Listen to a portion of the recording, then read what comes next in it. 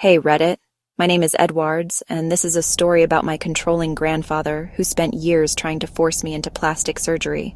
This is going to be a long one, so buckle up. The problem with my ear. I was born with two slightly different ear shapes. One of them curls in a little, but it's not super noticeable, unless you're staring at me from up close. It doesn't affect my life in any way, except that earbuds fall out more easily. Kids teased me a bit, but whatever. It was just how I looked. My grandfather, however, did not see it that way. To him, I wasn't perfect, and that was unacceptable. Looking back, I realized he had been making comments about my ear since I was in preschool, but things really escalated when I turned 14, the age you can legally get plastic surgery in my former country. Practically every day, he'd remind me of my hideous and atrocious ear. At the time, I lived with my mom, his daughter, and he lived in the apartment below us. This meant he had easy access to my life and never missed an opportunity to put me down.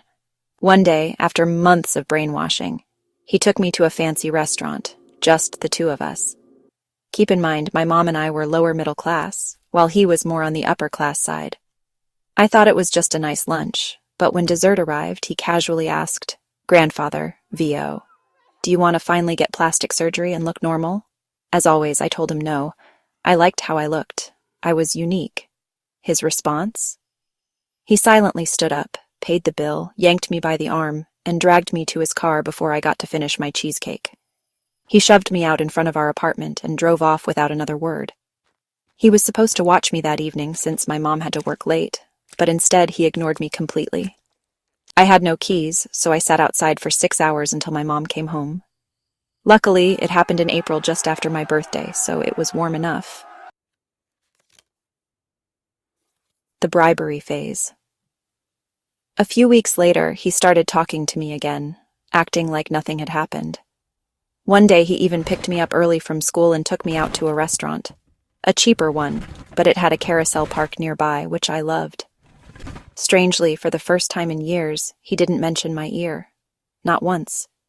Instead, we just had fun, and over the next few weeks he kept this up. Movies, museums, my favorite restaurants. No insults, no guilt tripping. It felt nice. "What do you want most? I'll buy it for you." A 14-year-old being asked an open-ended question like that? I was ecstatic. I asked for a gaming PC. Without hesitation, he drove me straight to the store and told me to pick out whatever I wanted, setting a budget of 2,000 euros. To me, that was an insane amount of money. I picked out my dream setup, practically shaking with excitement.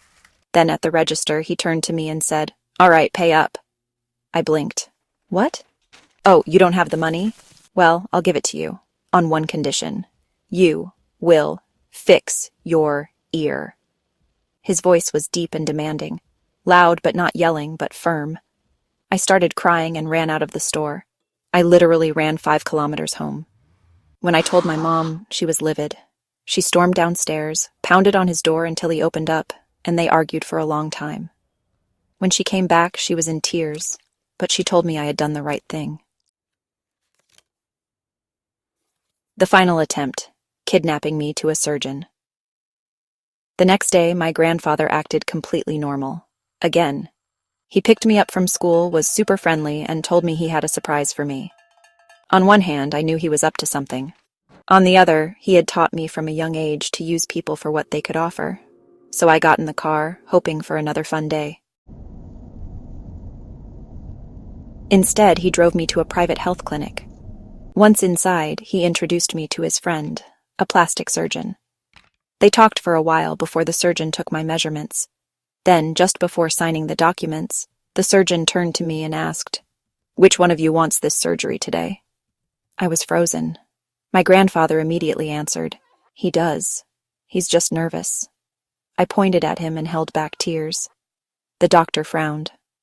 "Well, I can't perform surgery if the patient doesn't want it." My grandfather then lied and said he was my legal guardian because my parents were dead. He tried to fake documents to authorize the surgery, but thankfully the doctor refused. At that point, I completely broke down, terrified that something had happened to my mom. My grandfather sighed, drove me home without saying a word again, and handed me off to my mom, who had no idea where I had been. That was the breaking point. We went low contact with him for a few years, or possibly he was punishing us by ignoring us as he tended to do. The aftermath. Eventually, when I needed braces, he offered to help pay for them. We were tight on money, so my mom reluctantly agreed. He promised to cover half of the cost.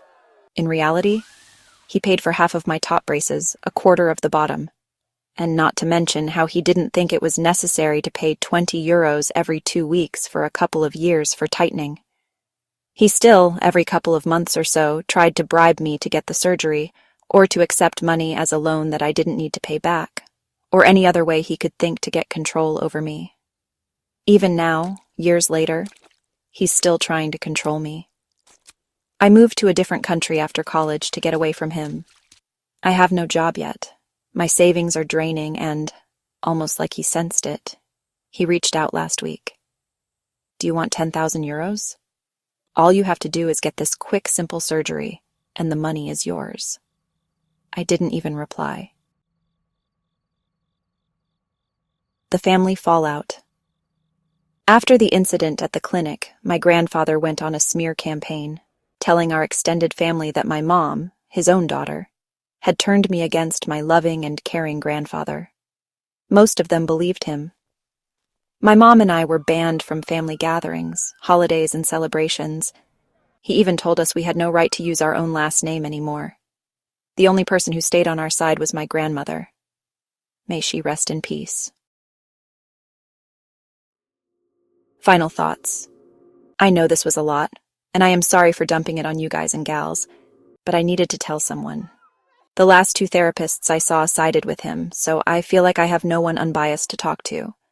To be clear, I will never get this surgery. I will never take his money.